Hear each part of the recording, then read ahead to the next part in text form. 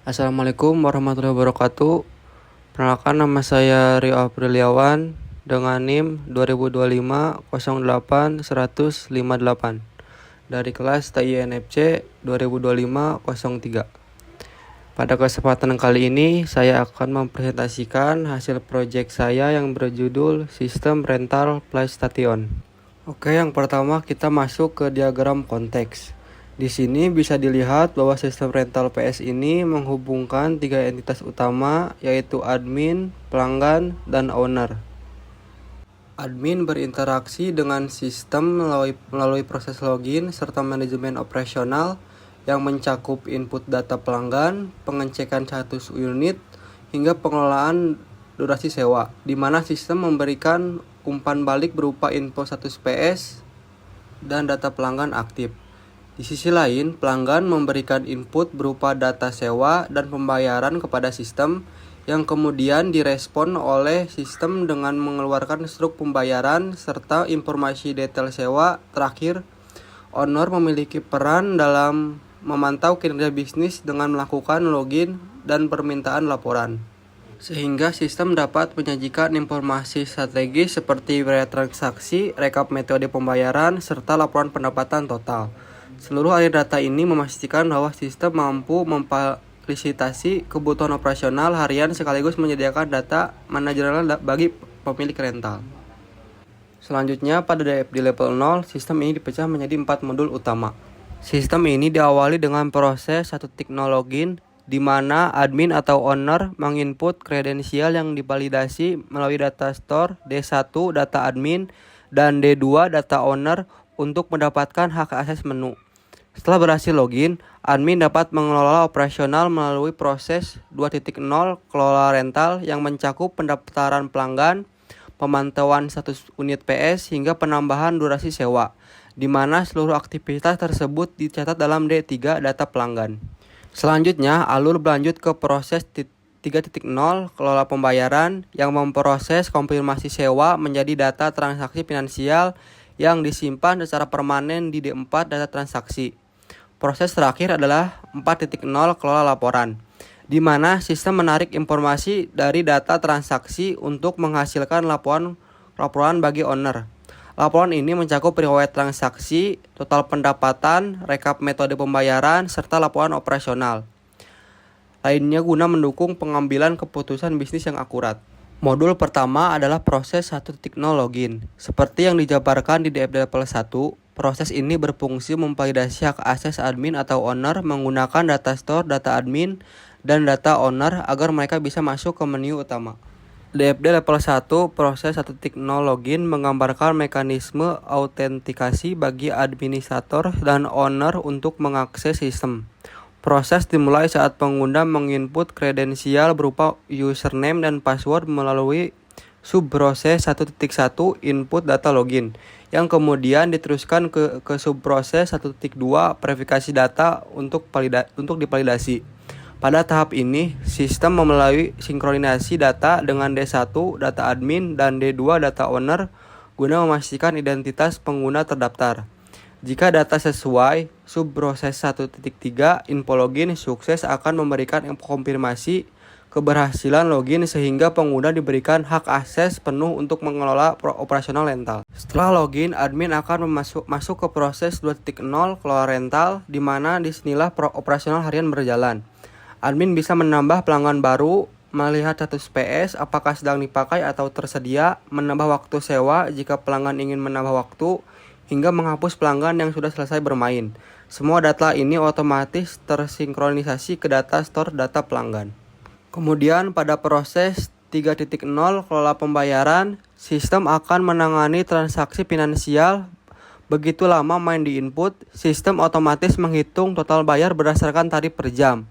Pelanggan tinggal memilih metode pembayaran, bisa lewat cash, GoPay, atau Dana. Setelah dibayar, sistem mencetak struk untuk pelanggan dan menyimpan detailnya ke data store data transaksi. Modul terakhir adalah proses 4.0 kelola laporan yang dikhususkan untuk owner. Di sini, sistem akan menarik data dari data store data transaksi untuk merekap total pendapatan, riwayat transaksi, serta rekap metode pembayaran. Hasil akhirnya berupa laporan cetak yang digunakan owner untuk memantau perkembangan bisnis. Untuk mendukung proses-proses tadi, rancangan database-nya digambarkan melalui ERD ini. Tabel utama penyusun sistem ini meliputi tabel user, pelanggan, PlayStation, transaksi, metode pembayaran, dan laporan. Relasi antar tabel sudah diatur, contohnya satu user bisa mengolah banyak data pelanggan dan satu pelanggan bisa melakukan banyak transaksi. Selanjutnya, tabel relasi. Tabel relasi ini menggambarkan hubungan antar data pada sistem rental PS. Tabel utama pada sistem ini yaitu user, pelanggan, PlayStation, transaksi, metode pembayaran, dan laporan. User digunakan untuk mengelola sistem seperti menginput pelanggan, mengelola transaksi, dan melihat laporan. Pelanggan digunakan untuk menyimpan data pelanggan yang melakukan rental. PlayStation digunakan untuk menyimpan data PS yang tersedia berserta status penggunaannya. Transaksi digunakan untuk mencatat pembayaran pelanggan berdasarkan lama bermain. Metode pembayaran digunakan untuk menyimpan jenis pembayaran seperti cash, GoPay, dan dana yang digunakan saat transaksi berlangsung. Selain itu, sistem juga menyediakan laporan untuk menyimpan rekap transaksi dan total pendapatan sehingga memudahkan owner dalam memantau hasil pendapatan rental PS. Sekarang kita masuk ke tahap normalisasi data. Bisa dilihat pada tabel ini. Ini adalah bentuk UNF. Di sini semua data mulai dari ID transaksi, nama pelanggan, nomor PS, sampai metode bayar masih menumpuk di satu tabel besar. Kelemahannya, banyak data yang berulang, penyusunan kurang efisien, dan kalau ada perubahan data, kita harus mengubahnya di banyak bagian. Oleh karena itu, saya melakukan transformasi data.